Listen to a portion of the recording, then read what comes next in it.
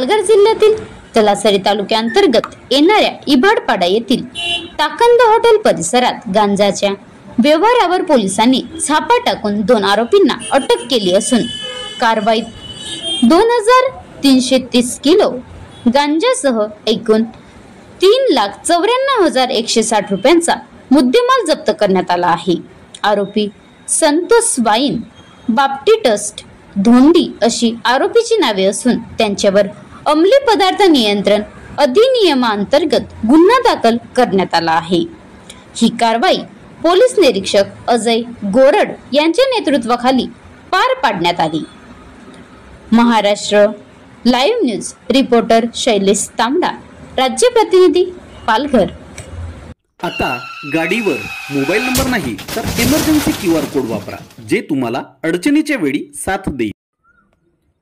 बनवा व्हिडिओ, पाठवा व्हिडिओ, आम्ही तुमच्या न्याय हक्कासाठी लढा देऊ।